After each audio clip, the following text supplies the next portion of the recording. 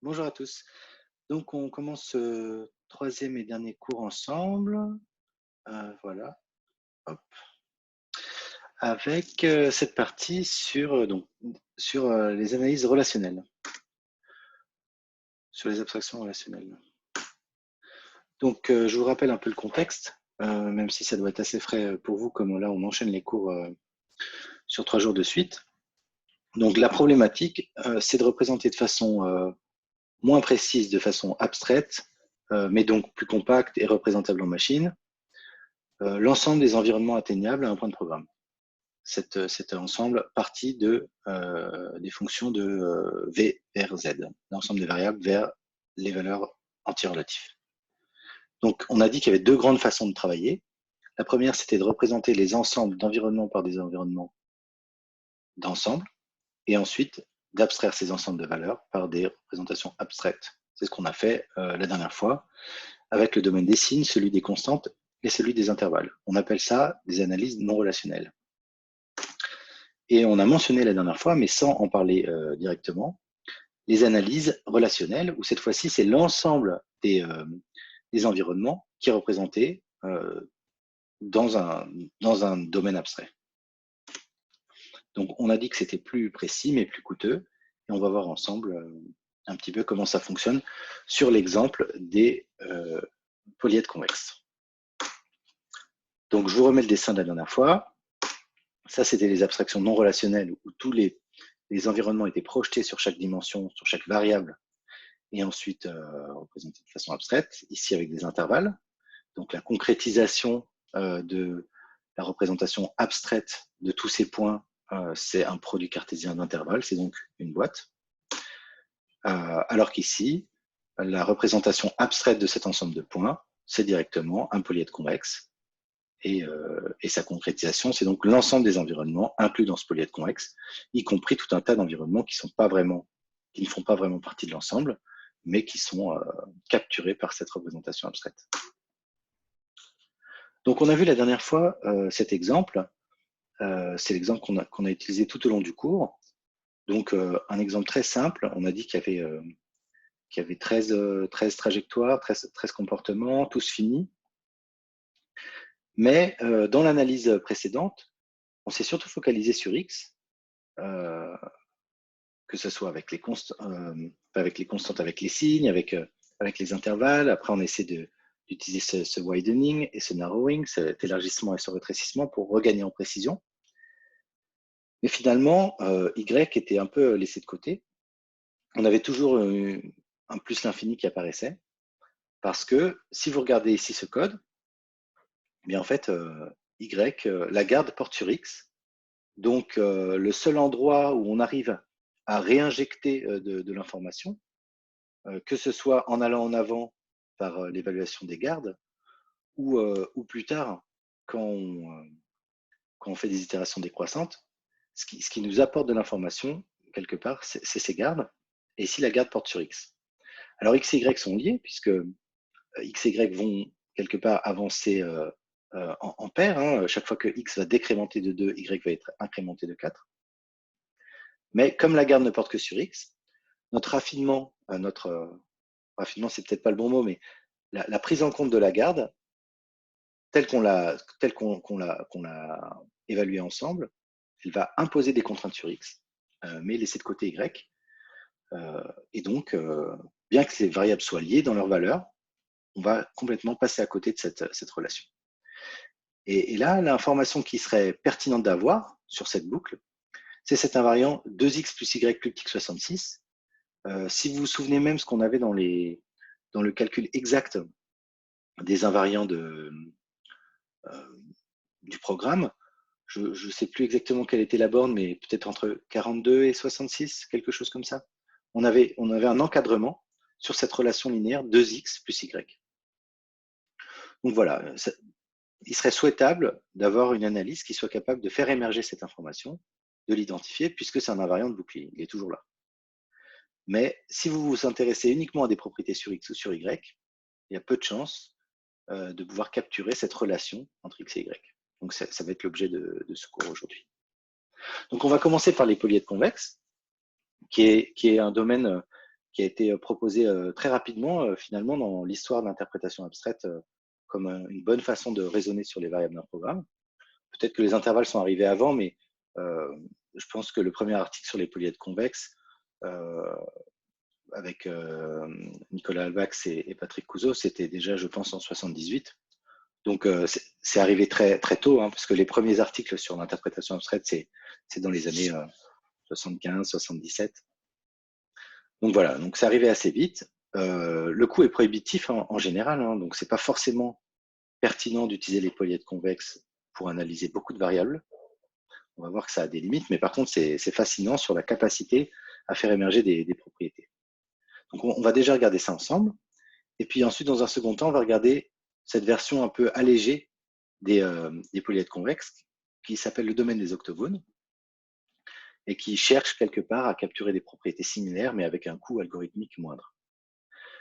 Donc, on va passer un peu de temps là-dessus. Et ensuite, dans un second temps, sans rentrer du tout dans les détails, mais je vais énumérer rapidement plein d'autres petites analyses qui pourraient être exécutées dans ce cadre de l'interprétation abstraite, différentes méthodes de calcul. C'est plus un aperçu, en fait, si ce cours avait duré un semestre, si on avait eu du temps pour développer, de quoi on aurait pu parler. Et enfin, dans une dernière partie, je vais, pareil, sans rentrer trop dans les détails, plus vous donner des pointeurs vers des outils qui existent et qui sont disponibles.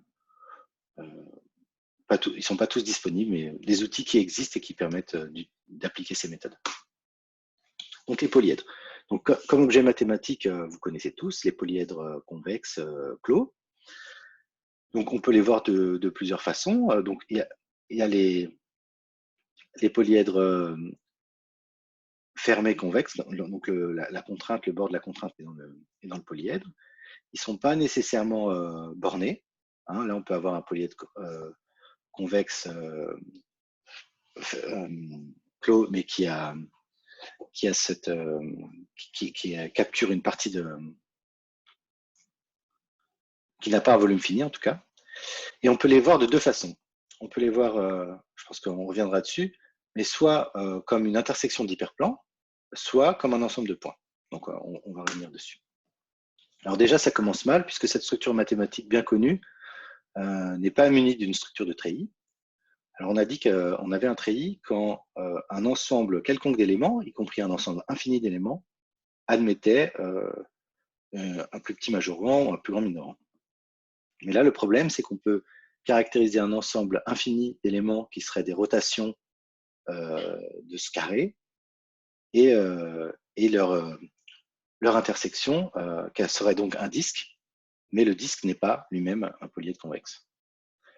Alors, on n'a pas la structure de treillis, donc dans ces cas-là, il faut faire attention parce qu'on n'aura pas toujours la correspondance de Galois en tant que telle n'existera pas. Donc, il faudra faire attention à la définition de la correction des opérateurs. Il faut aussi se pencher sur la question de la validité du transfert du point fixe, c'est-à-dire le point fixe dans l'abstrait. Est-ce que sa concrétisation est bien plus grande pour l'ordre que le point fixe dans le concret? Disons que quand on est dans le cadre propre de treillis reliés par des correspondances de Galois, quelque part, tout coule de source.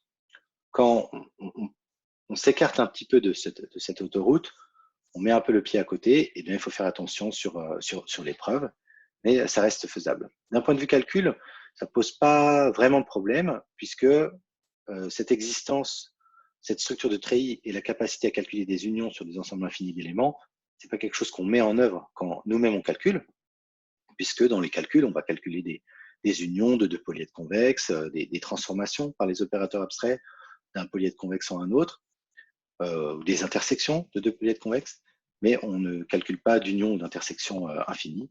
Donc, d'un point de vue calcul, ça reste raisonnable. Voilà. Donc ça, c'est l'exemple du cercle. Donc, puisqu'on n'a pas de correspondance de Galois, on n'a pas de meilleure abstraction, puisque c'était une relation d'équivalence entre les deux. Donc, ça veut dire quoi de ne pas avoir de meilleure abstraction? Si on cherche à abstraire par un polyèdre convexe cet ensemble concret qu'est l'ensemble des points qui forment le disque, on n'a pas vraiment de meilleure abstraction. On pourrait proposer, par exemple, ce polyèdre convexe triangle, et quelqu'un pourrait dire non, moi je peux le raffiner encore par un polyèdre plus avec plus de contraintes, et c'est infini. On peut toujours, pour n'importe quel polyèdre convexe proposer, on pourra en proposer un meilleur. Donc c'est pareil, ça peut poser problème, mais on peut faire un choix dans certains calculs de limiter le nombre de contraintes. Disons que c'est pas non plus un problème fondamental. On perdra juste peut-être en précision, mais on ne va pas introduire une solution de backtracking, comme ça a été dit dans le cours précédent. Hein. On va toujours de l'avant en calculant le point fixe, et tant pis si on est imprécis. Avoir eu une meilleure abstraction, ça aurait été bien. Alors voilà, comme je le disais juste avant, on a deux représentations duales de ces polyèdres, soit par des contraintes, donc c'est vraiment la vue hyperplan. On représentera donc alors un polyèdre par une matrice et un peu un second membre. La matrice, elle représente donc tous ces hyperplans et le second membre, là, finalement, leur positionnement. Alors voilà, là on a choisi la représentation M de X plus grand que la contrainte. On peut choisir une représentation dans l'autre sens. Et une autre façon de le faire, c'est de dire qu'un polyèdre convexe, finalement, comme il est convexe, eh bien, tous les points qui sont combinaisons linéaires des sommets, avec une somme pondérée inférieure à 1, sont des points légaux de la structure. Donc c'est ce qu'on a ici, là. Si vous regardez ce premier terme, vous avez un ensemble de générateurs, c'est les sommets de votre polyèdre convexe P, et vous pouvez construire toutes les combinaisons linéaires dont la somme des coefficients vaut 1, des sommets. Et alors, comme j'ai dit au début qu'on avait des polyèdres convexes qui pouvaient ne pas être bornés d'un certain côté, donc c'est plus facile de le voir par des contraintes. Enfin, il suffit que les contraintes ne forment pas un polyèdre convexe de volume fini. Donc, dans le cas des générateurs, on est obligé de rajouter une notion de rayon, qui serait un peu comme des mini-vecteurs. Et où sur ces vecteurs-là, on peut avoir aussi une combinaison linéaire, donc avec des coefficients positifs, hein, comme dans le cas de somme des AIPI. Mais cette fois-ci, il n'y a pas la contrainte de somme des B qui valent 1. Alors, sur ce dessin, donc voilà, ça c'est la représentation par contrainte. Par générateur, il suffit d'avoir les sommets qui définissent ce polyèdre convexe. Et ça marche aussi dans le cas de polyèdre convexe non clos. Voilà, ici on peut voir nos petits rayons. Alors, bon, je fais que d'énumérer des problèmes de cette représentation, mais on n'a pas de meilleure abstraction, mais ça serait bien d'avoir une représentation un peu minimale. Donc sur les intervalles, il n'y avait pas du tout de souci. Hein. Une fois que vous avez les deux scalaires qui caractérisent les bandes min et max, vous avez la représentation minimale de cet intervalle. Ici, on sent bien que, par exemple, sur les contraintes, si vous avez des contraintes qui sont collinéaires, ben, il y aura une certaine notion de redondance et ce ne sera pas pertinent d'avoir de conserver une matrice et un second membre avec des lignes, des contraintes linéaires redondantes, collinaires. De la même façon, je vais tout afficher, sur les rayons, sur la représentation par générateur, sur les rayons, c'est comme ils représentent des vecteurs, c'est pareil, on pourrait avoir plusieurs représentations de rayons qui finalement identifient la même direction, puisque la norme du vecteur finalement n'intervient pas vraiment dans la représentation. Donc voilà, c'est des choix qu'il faut faire.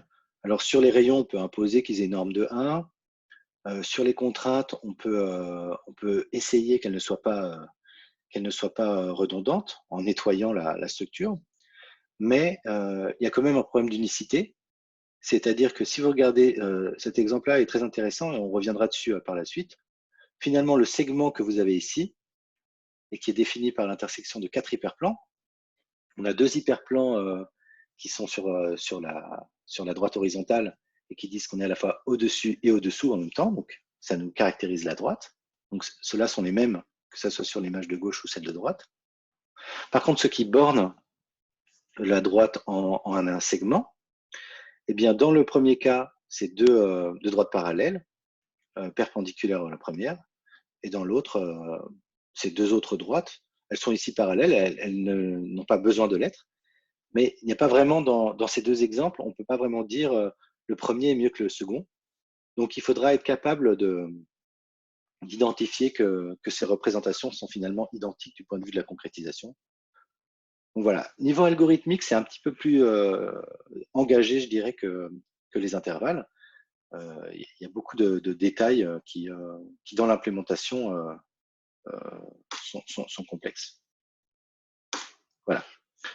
Alors, la dualité, c'était important de la mentionner parce que on va voir que il y a des opérations qui sont beaucoup plus faciles à énoncer, en tout cas, dans une représentation que dans l'autre. Certains algorithmes, comme des librairies que je vais mentionner à la fin, en fait, et d'autres librairies qui manipulent les polyèdres convexes dans un contexte autre que l'analyse statique et l'interprétation abstraite, utilisent souvent cette représentation duale.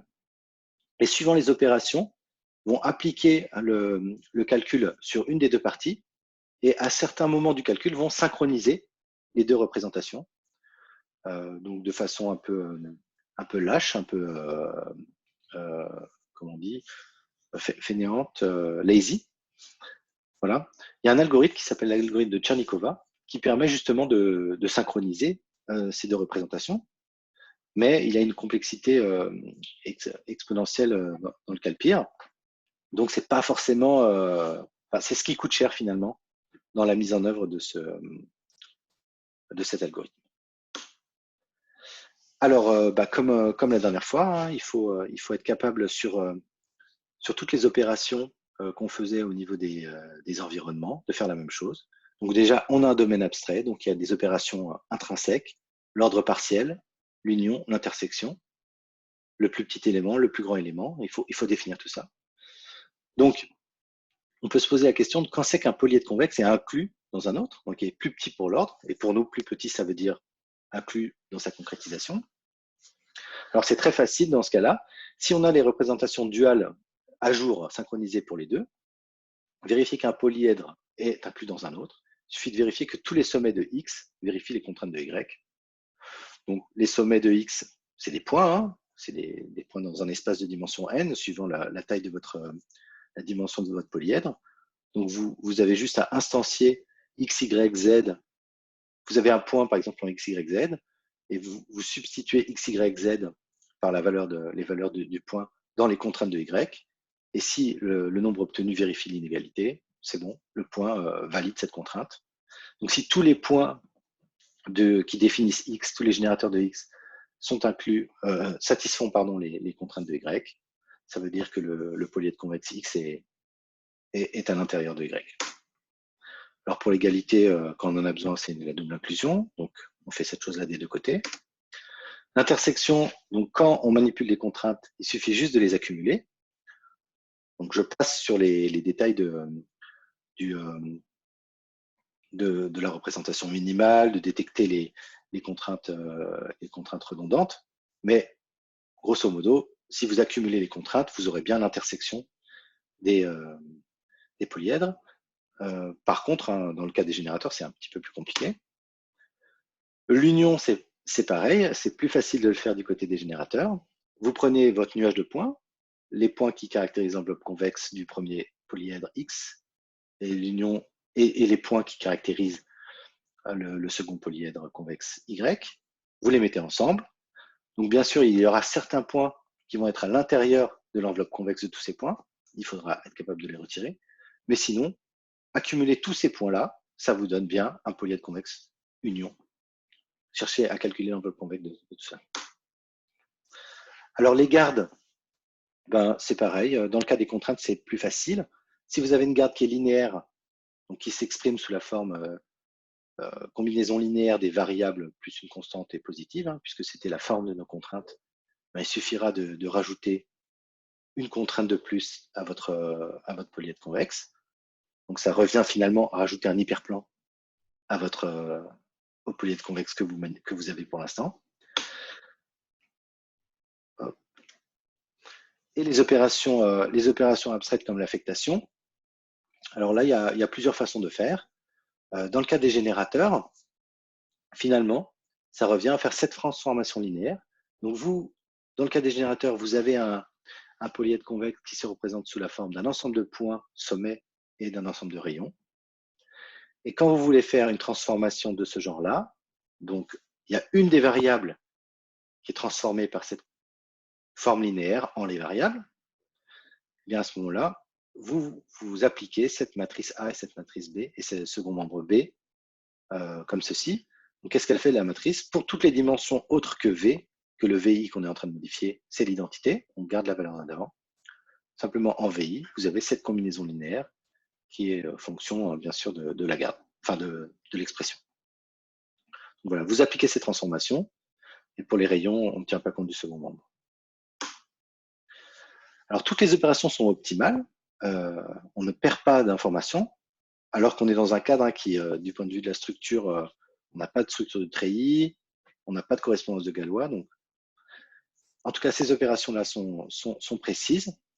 Et je passe sur les détails, mais dans le cas non linéaire, il faut introduire de l'abstraction, en fait, représenter de façon linéaire l'opération non linéaire, peut-être en l'encadrant, faire le choix, par exemple, quand il y a x fois y, de dire, bon ben, je sais que j'ai certaines bornes sur x ou certaines bornes sur y, donc je vais utiliser les informations que j'ai sur x pour transformer l'affectation en un ensemble d'inégalités, et où je vais encadrer le calcul par peut-être borne min fois y, borne max de x fois y. Voilà. Bon, il y a des méthodes qui permettent de faire ça, mais je ne les mentionne pas ici. Donc, regardons comment ça se passe sur un exemple très simple. Donc, vous avez ce polyèdre convexe qui représente à un instant donné du calcul un ensemble d'environnements. Donc là, on est toujours en dimension 2, on n'a que deux variables, x et y. Donc, on est défini par 3 sommets. Et on veut appliquer la transformation, l'affectation, x reçoit x moins y moins 1. Donc, nos 3 sommets caractérisent donc cet ensemble de points. Moins 2, moins 1 ici, 2, moins 1 là, et 2, 1 ici.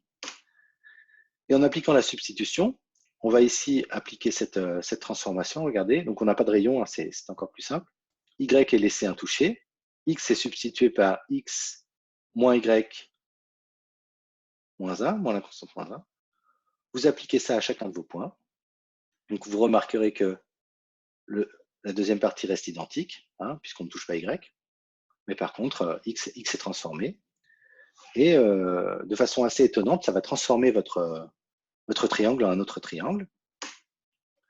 Parfois même, comme on l'a ici, regardez, x égale 2y, donc en faisant la même chose, on se retrouve avec cet ensemble de points, parce qu'en appliquant cette transformation linéaire sur vos 3 points, vous obtiendrez des points qui sont parfois identiques. Donc on a parfois une diminution du nombre de points. Voilà, des points vont coïncider.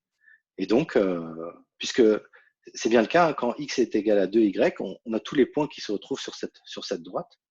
C'est normal d'obtenir une droite, en tout cas de baisser d'une dimension après un tel calcul. Donc c'est assez fascinant, vous le verrez dans les calculs par la suite, parce que les opérations comme ça avec les domaines relationnels, elles font émerger des structures géométriques qui sont cachées dans le programme, c'est des invariants du programme, mais qu'on ne voit pas, nous, à l'œil nu, quand on regarde le code source. Alors que les intervalles ou le signe, les constantes, en étudiant un petit peu, on pourrait les trouver.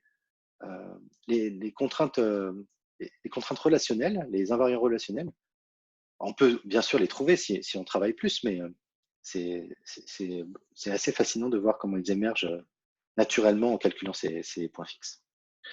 Alors, un premier exercice, il n'y a pas beaucoup d'exercices dans ce cours. Le premier, c'est juste, là, on vous a défini l'opérateur d'affectation sur les générateurs, de le définir sur les contraintes.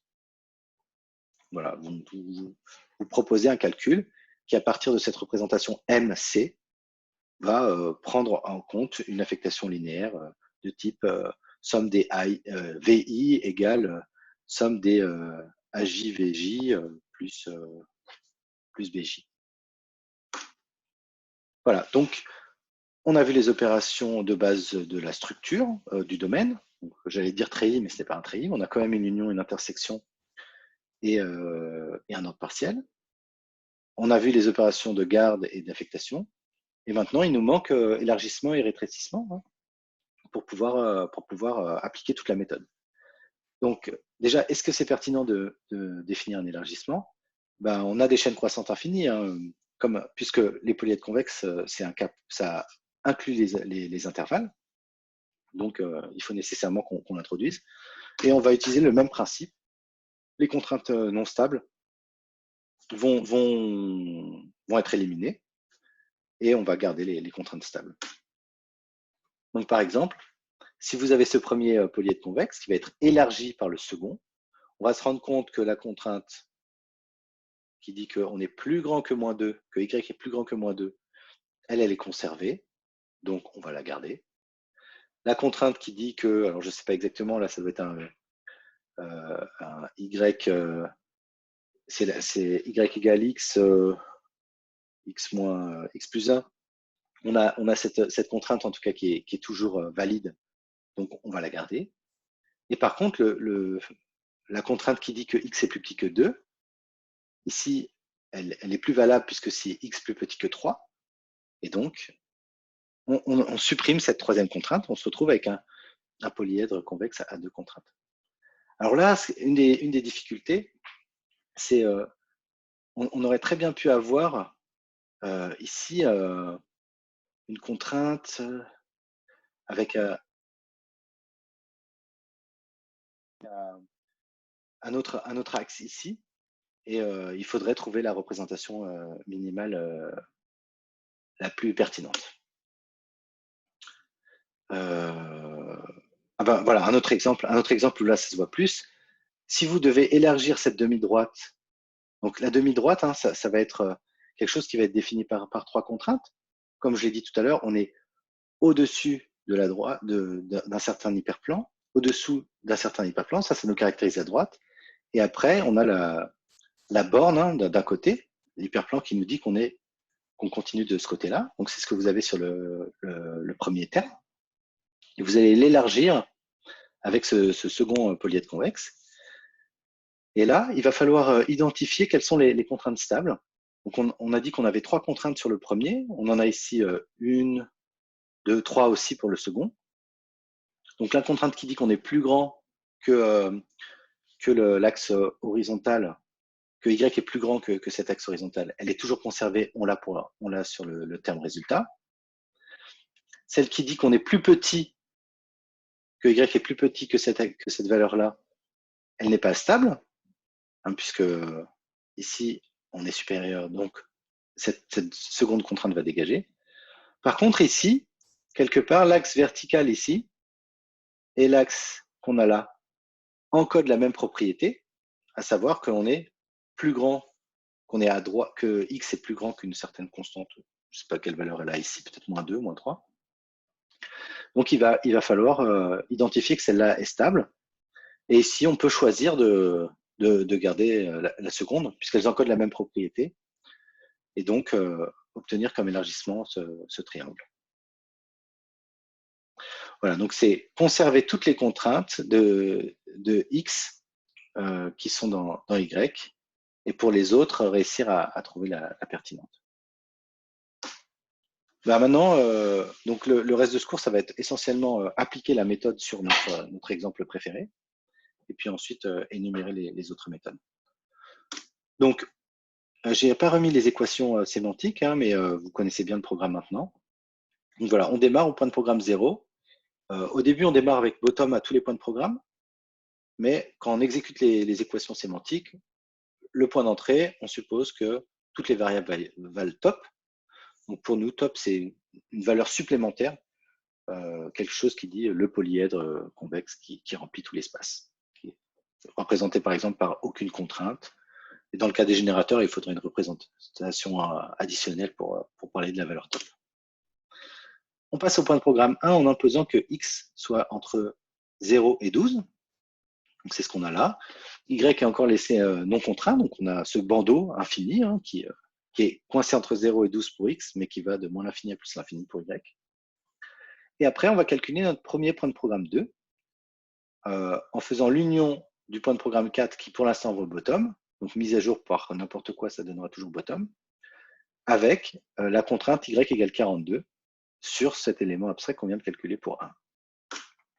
Alors, y égale 42 ici, ça va juste imposer que dans ce bandeau infini des deux côtés, et coincé entre 0 et 12 pour x, on est y égale 42, donc ça nous caractérise un segment du plan. Donc, en venant du point de programme 1, on a le segment. En venant du point de programme 4, on a bottom. L'union du segment avec bottom, ça nous donne le segment. Donc voilà, c'est notre point de programme 2 pour l'instant. Donc on va avancer maintenant, on va peut-être calculer le point de programme 3 en imposant que x soit strictement positif. Donc comme pour les intervalles la dernière fois, ça va grignoter les valeurs de x. Donc si vous vous souvenez ce qu'on vient de dire, c'est imposer une contrainte linéaire additionnelle x plus grand que 0, donc sur les entiers x supérieur ou égal à 1. Et donc, sur notre segment, ça va retirer la première valeur, y égale 42, x égale à 1. Et on continue, donc on a encore le point de programme 4 et le point de programme 5 à faire. Le point de programme 4, il s'agit d'appliquer la transformation x égale x moins 2. Donc celle-là, elle est assez facile à imaginer. On va décaler de 2 la forme, le polyèdre convexe qu'on a, notre petit segment. Donc on le décale de 2 sur l'axe des x. Et puis voilà, le point de programme 5, oublions-le pour l'instant. Donc, quand on fait le calcul au deuxième itéré de notre calcul de point fixe, au point de programme 2, on va se retrouver avec notre segment qui vient du point de programme 1. Et cette fois-ci, notre segment qui a été rogné en passant de 2 à 3 et décalé vers la gauche de 3 à 4, cette fois-ci, notre segment, il va se déplacer vers le haut sur l'axe des y, puisqu'il est incrémenté de 4. Donc, quel est le plus petit polyèdre convexe qui contient ce segment de longueur 12 et ce segment de longueur 11 un petit peu décalé? Eh bien, c'est ce petit quadrilatère, puisque voilà, vous prenez par exemple avec les générateurs, vous avez 4 points, vous cherchez l'enveloppe convexe qui contient ces 4 points. Très bien. Donc ça, c'est ce qu'on obtient en calculant les équations sémantiques, mais on va essayer de faire l'élargissement, puisque chaque fois, on applique cet élargissement à chaque tête de boucle. Donc l'itéré précédent, c'était notre segment. C'est ce qu'on a calculé au premier itéré. Au deuxième itéré, vous avez ce quadrilatère. Et donc, élargir ce segment par ce quadrilatère, ça revient à garder les contraintes stables. Donc, on a dit qu'un segment, c'était caractérisé par 4 contraintes, notre quadrilatère également. Mais finalement, dans ces 4 contraintes, il y en a 3 qui sont encore valables, et ça nous caractérise cette forme, ce triangle. D'accord? Voilà. C'est ce qu'on obtient au deuxième itéré, après avoir fait l'élargissement. Donc, on poursuit notre calcul, parce que là, on n'a pas encore atteint de point fixe. Et c'est le point de programme qu'on a, l'élément abstrait qu'on a au point de programme 2. On le passe dans la garde x positif. Ça va imposer la contrainte x supérieur ou égal à 1. Donc, ça va rogner notre polyèdre convexe. Et après, de la même façon, on va décaler cet objet-là sur l'axe des x de 2 vers la gauche. Après, on va le décaler de 4 vers le haut sur l'axe des y. Et après, on va faire cette union avec le petit segment. Donc, on le décale de la gauche et on recalcule notre union au point de programme 2. L'union du segment, donc y égale 42, x entre 0 et 12, avec la forme qu'on vient d'obtenir. Donc, ça rajoute ce petit morceau au triangle qu'on avait. Et la question, c'est toujours d'élargir ce qu'on avait précédemment, la forme plus grande, avec la nouvelle forme. Et là, on voit que toutes les contraintes sont stables. On a atteint un post-point fixe. Donc, c'est un point fixe de notre sémantique avec élargissement. C'est donc un post-point fixe de la sémantique abstraite initiale sans élargissement. Et là, ce qui est intéressant, c'est que parmi les formes, les contraintes, si vous voulez énumérer les 3 contraintes qu'on a, une des 3 contraintes, donc il y en a une qui dit que y est plus grand que 42, on peut en inférer d'autres, par exemple sur le fait que x soit borné aussi, mais il y a cette forme linéaire qui est intéressante, 2x plus y plus pi que 66. Et ça, c'est la forme qui nous sert à prouver que y est borné, puisque si x est borné, comme 2x plus y est plus petit que 66, vous aurez aussi une borne sur y. Voilà. Et donc, en analysant le programme, on va réussir à capturer toutes ces propriétés sur x et sur y. On n'a pas fini de travailler, puisque là, on a travaillé avec élargissement. Il nous faut donc raffiner, rétrécir cette représentation. Alors, je n'ai pas proposé de narrowing spécifique pour les polyèdres, même si cela existe. Je vais juste appliquer les itérations décroissantes que j'ai évoquées la dernière fois, où on va simplement appliquer. On sait qu'on a un post-point fixe, donc quelque part, si j'applique uniquement la sémantique abstraite sans faire quoi que ce soit d'autre, eh bien, je vais regagner l'information. Mais pour avoir une suite qui sera ultimement stationnaire, je vais juste le faire 2-3 fois. Ici, on va le faire une seule fois et on va s'arrêter là. Donc, on poursuit. C'est le calcul qu'on vient de faire, finalement. On part de ce post-point fixe, on le repasse dedans. Ça se décale. Ici, on fait ce narrowing, donc qui pour nous sera une simple intersection. J'avais avant cette propriété, maintenant j'ai cette nouvelle. Donc, c'est la nouvelle qui est maintenue. Donc, soit vous le voyez être comme un narrowing qui joue le rôle d'une intersection, soit vous dites juste, je ne regarde même pas le terme de gauche, je conserve mon nouvelle itérée. Voilà, il y a plusieurs façons de voir les choses. Mais voilà, c'est maintenant le point de programme, l'élément abstrait stocké au point de programme 2, c'est celui qu'on conserve. Et en évaluant maintenant la dernière garde, x inférieur ou égal 0, on a une information assez précise des valeurs des variables en sortie de boucle. D'accord ? Donc, on sait que x est entre 0 et moins 1, que y est entre 42 et 66. Et voilà, on a quand même des informations assez précises.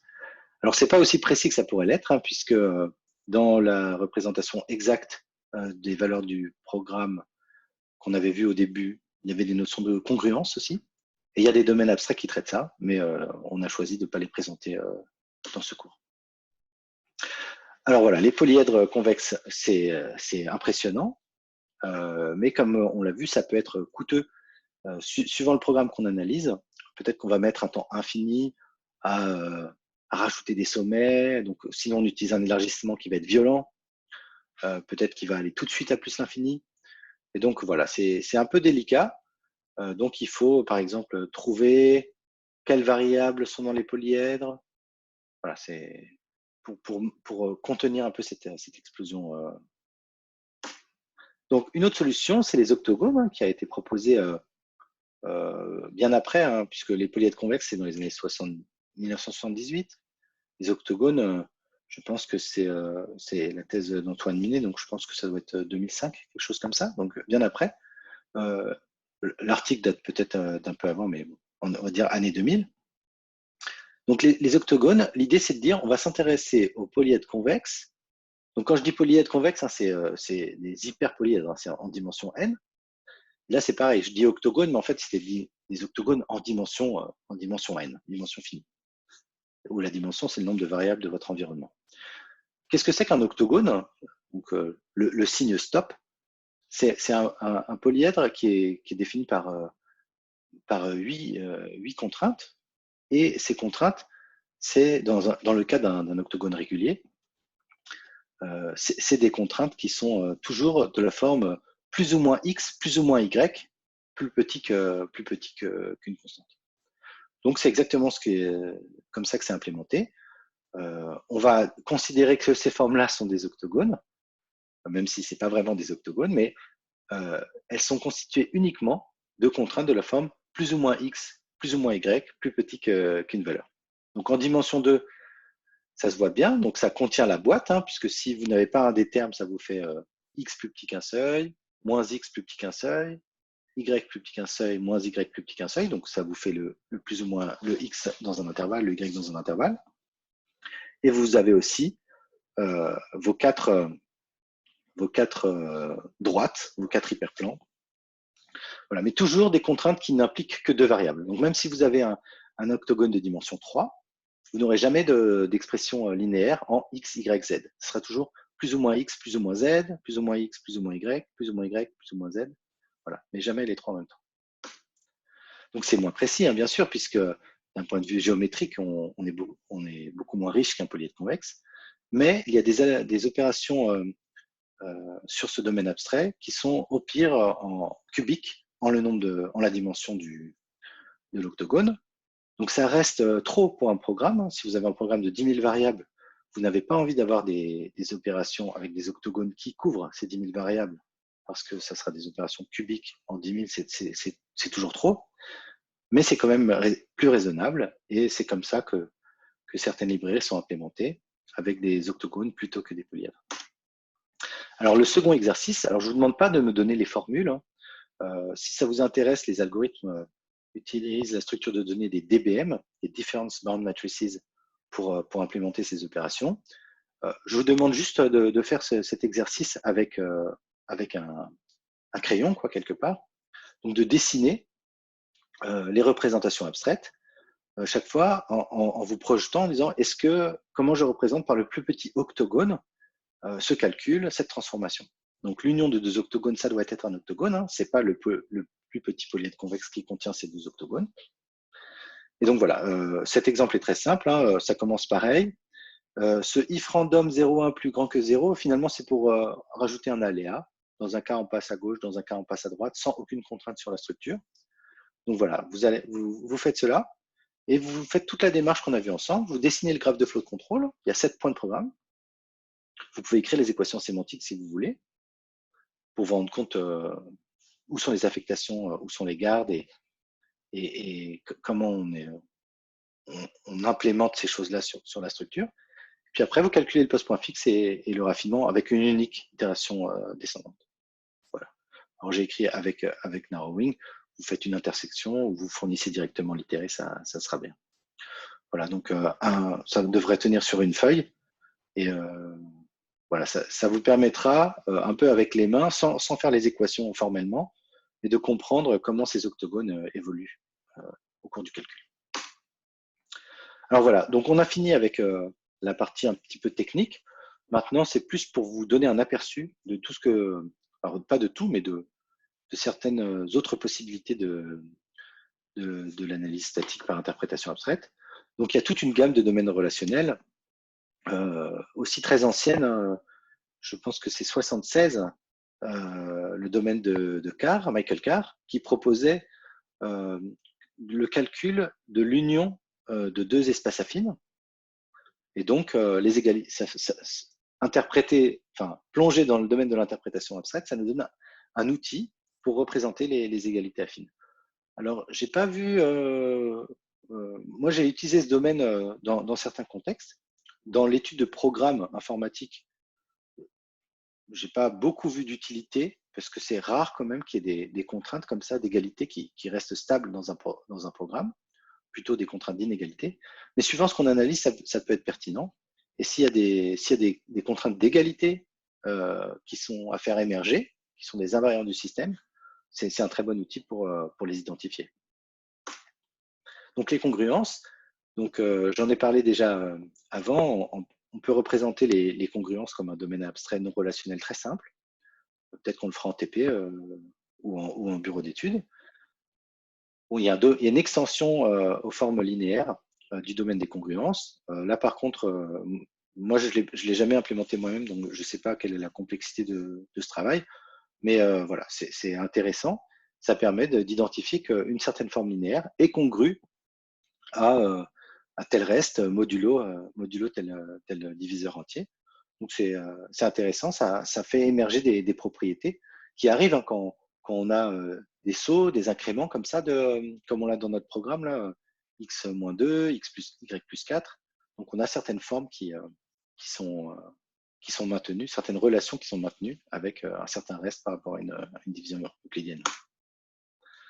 Alors on ne peut pas tout présenter, mais dans les domaines qui sont intéressants sur les domaines relationnels, il y a tout le travail de Xavier Alamijon sur les polyèdres tropicaux. Donc les polyèdres tropicaux, c'est tout ce travail des gens qui s'intéressent à l'algèbre max+, à l'algèbre tropicale max+, et qui cherchent à revisiter quelque part tout un ensemble de corpus mathématiques où on substitue la première loi et la deuxième loi d'un corps par la première loi max et la seconde loi plus.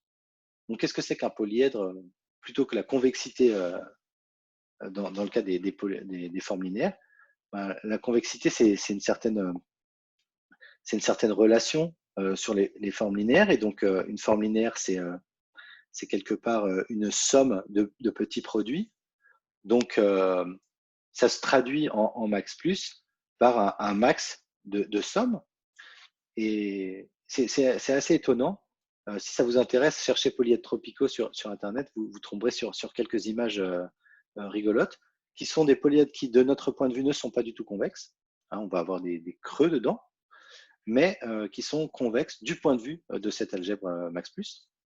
Et donc, on peut calculer l'union de deux polyèdres convexes pour obtenir un polyèdre convexe dans max plus. Et voilà, ça donne des propriétés intéressantes et qui parfois sont les propriétés qu'on recherche. Hein, donc, c'est un outil intéressant. Alors, si on va un peu plus loin, l'interprétation abstraite, moi, je me suis surtout focalisé sur les domaines numériques parce que c'est là que je pense l'interprétation abstraite est connue. C'est aussi mon expérience personnelle. Mais il y a des gens qui travaillent beaucoup sur les domaines non numériques. Alors, là, c'est vraiment très, très primitif comme présentation, mais on peut s'intéresser à d'autres propriétés. Tout ce que vous avez vu, par exemple, en méthode déductive, le tri de listes, les structures de graphes, des choses comme ça, des propriétés sur des structures de données sophistiquées, ce n'est pas uniquement des propriétés numériques, même si on peut les représenter par des propriétés numériques. Et donc, il y a des gens qui ont cherché à représenter de façon abstraite ces propriétés. Donc, bon, alors encore une fois, c'est très, très naïf, mais sur des listes, par exemple, on pourrait, c'est de la même complexité que le domaine des signes, si vous voulez. On peut abstraire une liste en disant soit elle est vide, soit elle est non vide. Et à ce moment-là, toutes les opérations sur les listes, comme la concaténation, peuvent propager ce genre de propriétés. Donc voilà, il y a des travaux sur les structures d'arbres, prouver qu'une liste est triée, montrer qu'on n'accède jamais à une tête de liste vide, voilà, des choses comme ça. Si on revient sur les calculs numériques, j'ai pas du tout, on a parlé que d'entiers ensemble, mais il y a les nombres flottants qui sont très intéressants. Donc en machine, vous savez qu'on ne peut pas représenter un nombre réel, un nombre décimal tel quel, hein, on est obligé de l'encoder avec des bits. Et donc, comme somme de puissance de 2. Et un des moyens très pratiques, c'est d'utiliser la virgule flottante. Donc, la virgule fixe aussi, c'est notre solution, elle a aussi ses problèmes. Et donc, la virgule flottante, c'est très utilisé. Vous utilisez float, double, et vous pensez avoir des réels. Et parfois, ça vous porte préjudice. Alors, je vais essayer de passer. Je pense que c'est cette image-là. Hop. Voilà. Donc, j'espère que vous pouvez voir. Donc, c'est toujours l'exemple qui est disponible sur la page web. Ça s'appelle flottant.c. Donc, regardez ce petit exemple. Très, très simple. On démarre avec, j'ai un compteur là, i égale 0, un flottant qui vaut 0 au début. Et tant que i est inférieur à 10 000, j'incrémente x de 0,1. Voilà, donc je rajoute 0,1 à chaque tour de boucle. Donc 10 000 fois, hein, donc je vais obtenir 1000.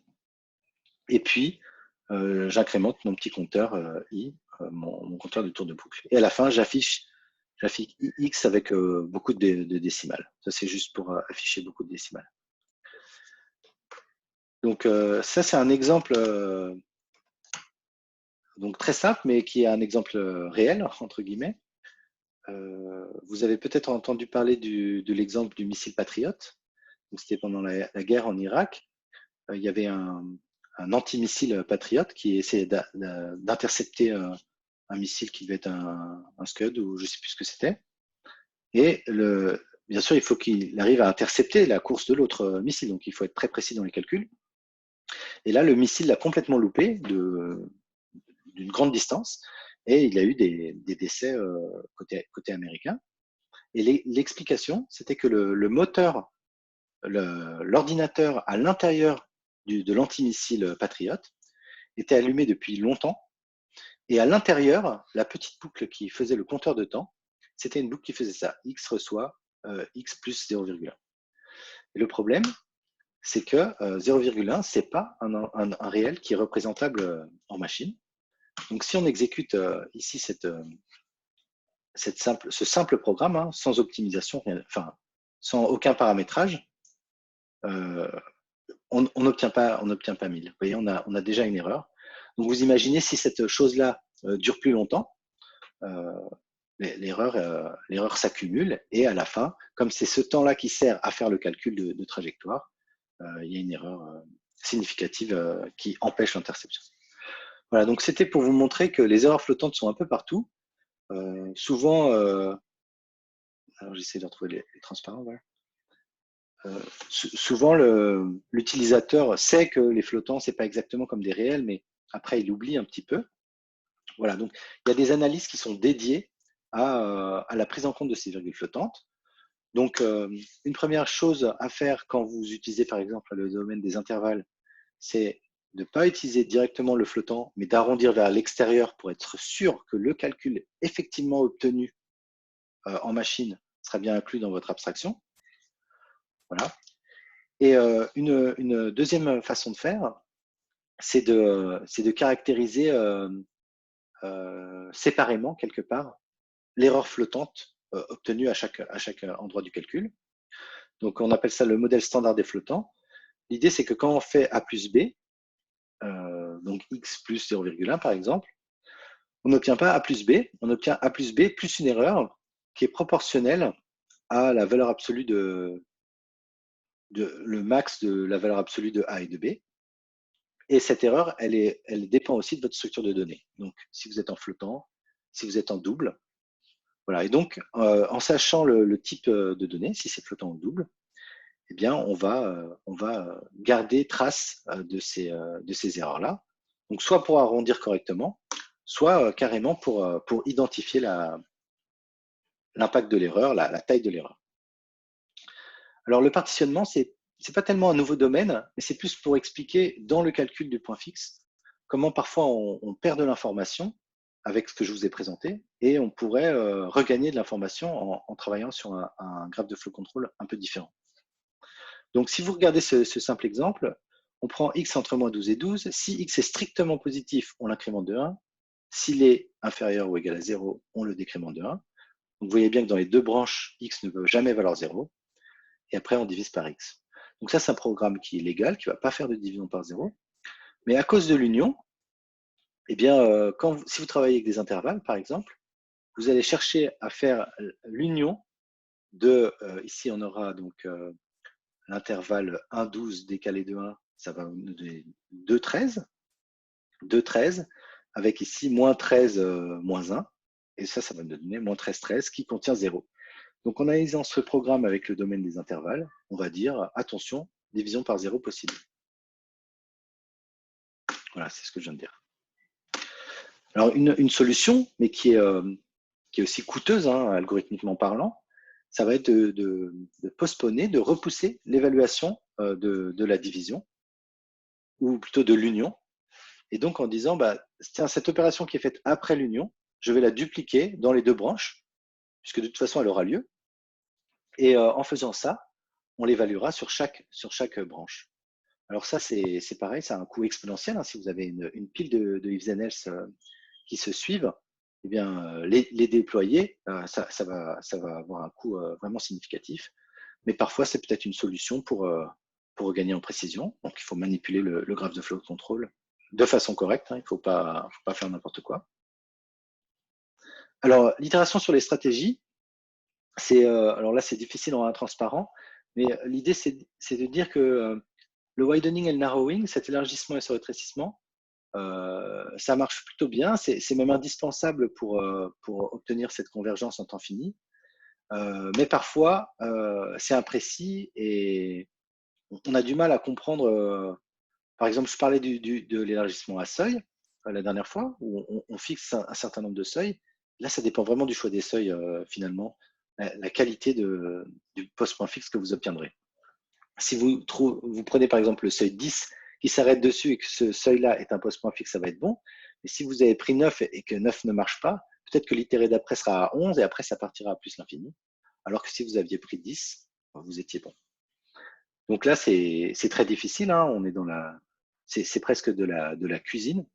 Et voilà, c'est un peu frustrant. Donc, l'itération sur les stratégies ou sur les politiques, c'est l'idée de dire que quand on est dans un contexte particulier, par exemple, on ne manipule que des contraintes linéaires ou quadratiques, ou dans certains contextes, eh bien, dans ces cas-là, il y a la solution mathématique qu'on peut obtenir sans faire un élargissement un peu à l'aveugle. Donc voilà, c'est des méthodes qui sont inspirées de la théorie des jeux et qui sont aussi appliquées dans ce contexte. Voilà, et une dernière petite publicité plus pour les travaux auxquels on a participé donc, avec des collègues, les invariants quadratiques. Donc l'idée, c'est tous les domaines que je vous ai présentés pour l'instant sont très peu coûteux algorithmiquement. Bon, les polyèdres, ça a un coût significatif, mais disons que on a surtout regardé des propriétés qui étaient linéaires. Mais parfois, il y a des systèmes qui n'ont pas de bon invariant linéaire, ou alors ils en ont un, mais il est très difficile à trouver. Il faut ces méthodes d'itération sur les politiques pour trouver vraiment les coefs qui sont bons. Mais parfois, c'est très facile de trouver des invariants quadratiques ou de polynomiaux de certains degrés. Donc, c'est ce qu'on a fait avec mon collègue Pierre Roux, où on cherche pour un programme donné. Par exemple, là, c'est un programme qui est inspiré de contrôleurs comme on les trouve dans les contrôleurs d'avion ou la théorie du contrôle. Donc, c'est un simple contrôleur linéaire, un PID par exemple. Et pour ce PID, on sait qu'il admet, s'il est stable, il admet un invariant quadratique inductif. Donc, en connaissant cette propriété, on recherche des formes quadratiques. Alors, c'est vraiment prohibitif d'un point de vue algorithmique, hein, bien plus que les polyèdres convexes. Mais l'idée, c'est de le cibler sur des zones très restreintes du programme quand on sait qu'elles correspondent à ces contrôleurs. Donc, on calcule des ellipsoïdes ou des ensembles semi-algébriques qui sont inductifs, qui sont des post-points fixes. Voilà. Et pour ça, on utilise la programmation semi-définie.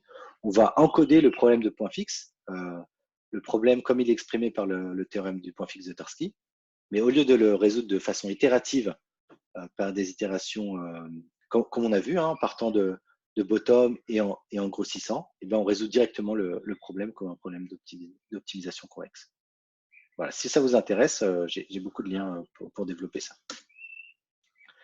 Et enfin, pour conclure, je voudrais juste faire un panorama rapide d'outils existants. Et j'ai essayé de donner les liens quand ils existaient pour vous orienter vers des pages où vous pouvez venir me contacter aussi, on pourra en discuter. Donc, un premier, c'est cet outil Astray. Donc, toute cette théorie de l'interprétation abstraite a été mise au point par Patrick et Radia Kuzo. Et donc, au début, c'était plutôt théorique, hein, comme une façon de raisonner sur les programmes. Donc, ça a commencé dans les années 70 pour eux. Et jusqu'aux années 2000, ils ont.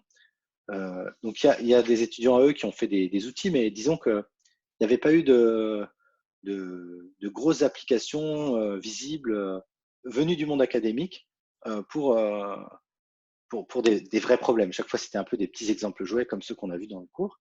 Donc, dans les années 2000, il y a eu ce partenariat entre l'équipe de Patrick Couzeau et Airbus, avec comme objectif d'analyser le contrôle-commande, le code critique de la famille des Airbus. Donc, ils ont commencé par les codes de 320, de 340, que sais-je. Et voilà, et ça a été appliqué avec succès sur tout le contrôle-commande de l'A380. Donc, pour cela, ce n'est pas juste un des petits domaines comme on l'a vu, il y en a vraiment une belle collection. Donc, l'analyse statique, elle va essentiellement travailler avec des intervalles, mais également de façon locale. Elle va utiliser des octogones, des ellipsoïdes, voilà, d'autres domaines. Et la méthode de l'interprétation abstraite, je n'ai pas eu le temps de passer beaucoup de temps là-dessus, mais disons que toutes ces structures de treillis, de calcul de points fixes, de fonctions monotones, se composent bien. Et ça, on va le voir ensemble en TP. Donc, si vous avez un domaine abstrait qui fait certains calculs, vous pouvez en faire un autre qui s'intéresse à d'autres propriétés et construire comme ça la combinaison des deux domaines et gratuitement, vous récupérerez la correction de l'analyse. Voilà, donc c'est ça qui a été fait et ils ont réussi en mettant au point des nouveaux domaines dédiés, vraiment spécifiques à ce type de logiciel, ils ont réussi à garantir l'absence totale d'erreurs à l'exécution, de runtime error, sur un code de 300 000 lignes de code à peu près. Donc depuis, c'est commercialisé par une entreprise qui s'appelle Absinthe, qui est en Allemagne, et qui fait aussi d'autres outils d'interprétation abstraite, qui cette fois-ci s'intéressent plutôt au hardware, c'est-à-dire au temps d'exécution sur certains processeurs. Mais c'est un peu en dehors du contexte de ce cours. Voilà, donc il y a le lien, je ne sais pas s'il est encore actif sur la page de l'ENS, et après il y a sur le site d'Absinthe certainement où c'est vendu comme un outil. Alors ICOS, c'est très intéressant. Disons que dans les gens du groupe Kuzo qui ont après essaimé et construit des outils d'analyse statique de grande envergure, il y a Arnaud Venet qui à la NASA a développé C Global Surveyor, qui était un interprète abstrait qui s'appliquait à des missions NASA. Et plus récemment, il y a déjà quelques années maintenant, il a revisité tout ça en un outil qui s'appelle ICOS, Inference Kernel for Open Static Analyzers. Et donc maintenant, c'est open source depuis un mois à peu près, ou 2 mois. La cible, c'est le C++. Et ça a été appliqué sur des missions NASA, sur des codes assez costauds. Ça s'intéresse pas du tout à l'aspect flottant, mais essentiellement, pour l'instant en tout cas, aux erreurs, comme je disais, d'accès dans les tableaux, de pointeurs. Et maintenant, une personne qui a énormément contribué après Arnaud à cet outil-là, c'est Maxime Artaud, que vous connaissez peut-être, qui était à l'ENSET, et voilà, qui a bossé sur la version open source. Alors Fluctuate, j'ai mis le lien, je ne sais pas encore si ce lien existe encore, mais c'est plus vraiment, je ne sais pas si c'est encore actif, mais c'était développé par Éric Goubeau quand il était au CEA, et c'est exactement ce que je mentionnais tout à l'heure sur cette histoire de précision flottante. Donc sur un petit bout de code qui est à gauche dans ce panneau, on donne des ranges d'erreurs, des ranges de valeurs pour les variables, et à la fin, ça nous donne l'erreur flottante surapproximée. Hein. Donc ça dit, voilà, le range de la variable, il va être entre ça et ça en sortie de code. L'erreur, elle est entre ça et ça. Et après, il peut aussi identifier les variables qui participent le plus à l'erreur. Donc ça utilise entre autres des domaines abstraits qui s'appellent les formes affines, les zonotopes. Et voilà, c'est pareil, si ça vous intéresse, j'ai pas mal d'éléments là-dessus. Polyspace, c'est l'outil le plus connu. C'est le premier outil qui est un peu venu de quelqu'un du groupe Kuzo. Maintenant, ça a été développé ça a été développé dans une société qui a été acquise par The Mathworks.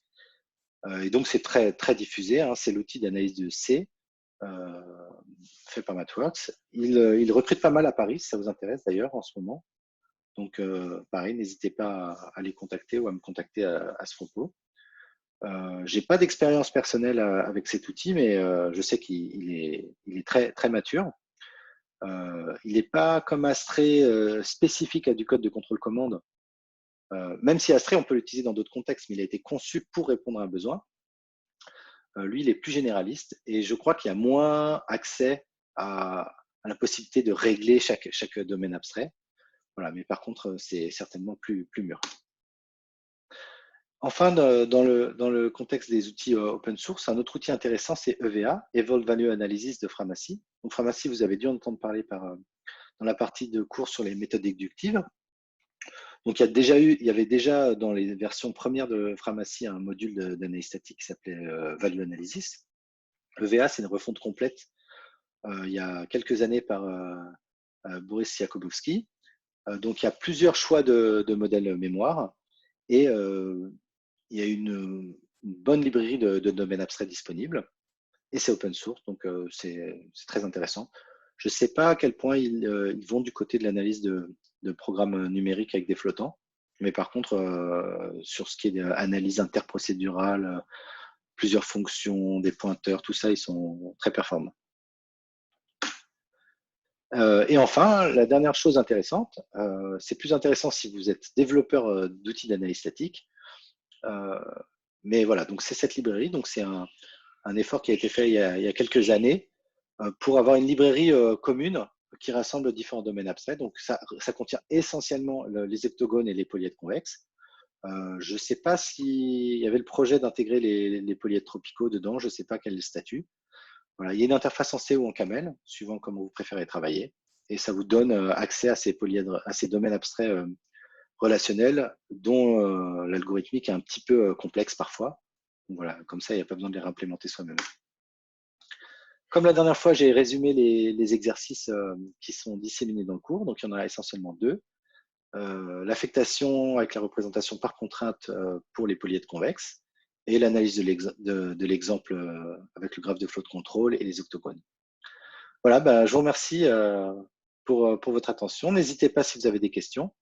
Et voilà, donc à très bientôt pour la séance de questions. Quand c'est donc demain à 11h, enfin mercredi à 11h et jeudi à 11h. Voilà, à très bientôt.